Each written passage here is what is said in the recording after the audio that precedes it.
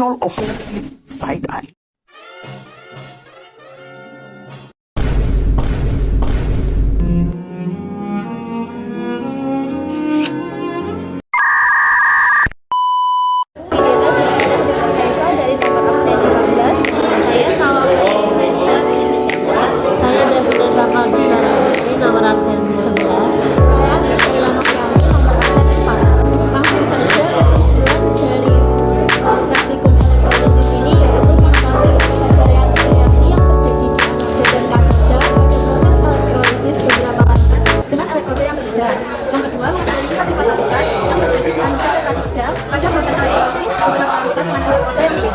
Dan tujuan yang terakhir yaitu mengamati perubahan sifat dan batang elektroda pada proses elektrolisis beberapa larutan dengan elektroda yang berbeda. Perkenalkan nama alat dan bahannya. Yang pertama itu ada statik dan flare.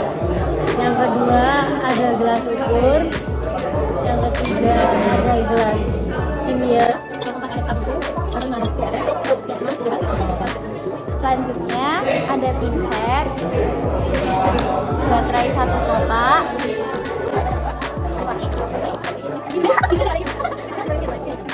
Dan di sini ada bahan-bahannya. Yang pertama ada larutan KI sebanyak 60 ml. Yang kedua adalah larutan CU sebanyak 60 ml. Ada persatuan sama indikator. Kita ambil larutan CuSO4, kemudian kita kemudian yang kedua kita ambil cairan KI-nya, kemudian kita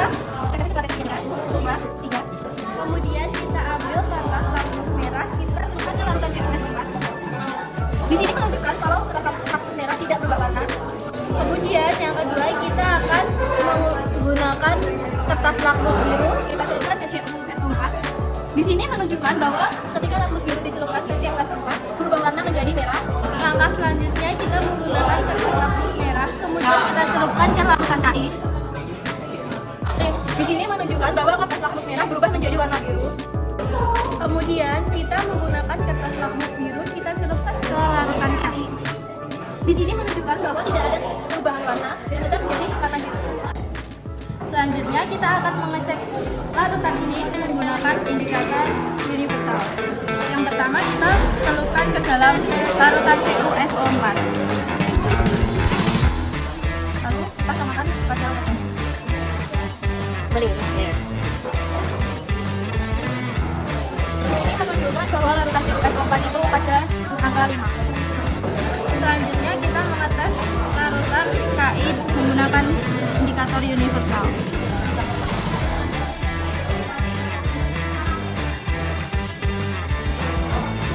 Di sini terlihat bahwa indikator itu angka 8.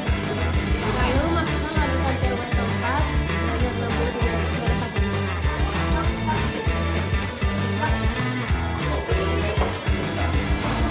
Lalu kita masukkan elektroda karbon yang anoda positif dan yang katoda negatif.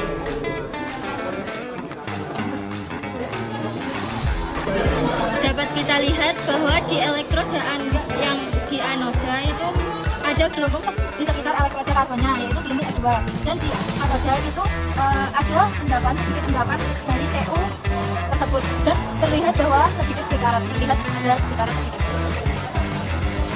Sudah melakukan larutan elektrolisis, masukkan kita kertas lakmus merah ke dalam larutan CuSO4. Terlihat tidak ada perubahan terhadap kertas lakmus merah tersebut. Setelah itu masukkan lakmus biru terhadap larutan CuSO4 yang sudah tereliminasi. Terlihat kertas lakmus biru berubah menjadi kertas lakmus merah. Lalu masukkan pH indikator ke larutan CuSO4 yang sudah tereliminasi. Di sini terlihat ada di nomor 4. Selanjutnya masukkan larutan KI ke dalam tabung sebanyak 60 ml.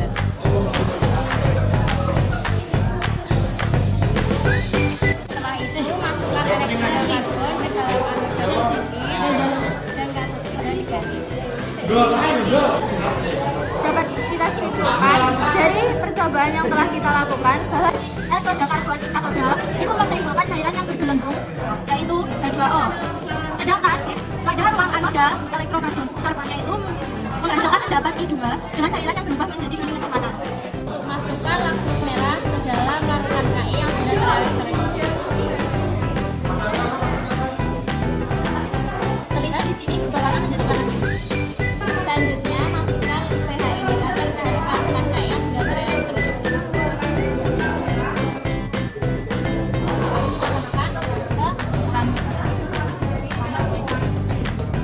3 di sini nomor 8. Kita selanjutnya masukkan lakmus biru ke dalam larutan KI yang sudah terelektrolisis. Terlihat di sini tidak ada perubahan warna terhadap lakmus biru. Kemudian di sini ada larutan Na2 S2O3. Ini ada kandungan satu molar sebanyak 5 ml. Kita tuangkan ke HCl yang tadi. Kemudian kita tekan.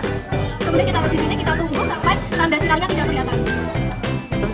Selanjutnya kita masukkan larutan Na2S2O3 ke dalam larutan HCl 2 molar.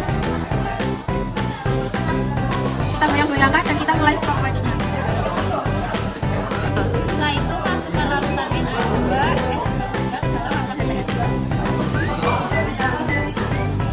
Selanjutnya kita memasukkan larutan N2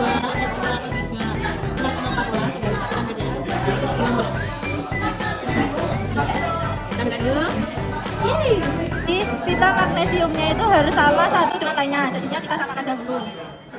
Nah setelah sama, satu itu dipotong-potong kecil-kecil dan satu utuhan aja, jangan dipotong. Oke, jadi di sini ada larutan HCl 10 ml dengan 1 molar. Nah di sini ditukannya ada magnesium yang ukurannya kecil sama kecil.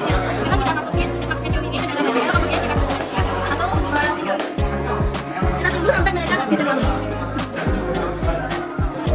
Jadi kesimpulan untuk praktikum kali ini di praktikum sel elektrolisis, yang pertama ada larutan bersifat sebelum dielektrolisis bersifat asam dengan pH 5, setelah dielektrolisis bersifat asam dengan pH 4 dengan asam. Peningkatan O2 menimbulkan penampilan dan dua sehingga yang dapat berkurang dan sifat asam berkurang. Yang kedua yaitu larutan KI. Sebelum elektrolisis bersifat dengan pH 8. Setelah elektrolisis bersifat asam dengan pH 9. Alasannya penambahan juga mengakibatkan pertambahannya ion amin sehingga sifatnya bertambah basah. Selanjutnya untuk praktikum kedua, pengaruh konsentrasi terhadap laju reaksi. Jadi semakin besar konsentrasi NaS2O3, maka waktu reaksi dengan kertas yang ada tanda X-nya sampai enggak, waktunya semakin cepat, tetapi laju reaksinya semakin besar. Selanjutnya untuk praktikum yang ketiga yaitu luas permukaan terhadap laju reaksi, yaitu semakin panjang luas permukaan magnesiumnya, maka waktu yang menghabiskan magnesium tersebut semakin lama. Sedangkan jika magnesium atau bika tersebut dipotong-potong, maka waktu yang untuk menghabiskan magnesium tersebut semakin cepat. Sekian ujian praktek dari kelompok kami. Mohon maaf jika ada salah. Wassalamualaikum warahmatullahi wabarakatuh. Dadah.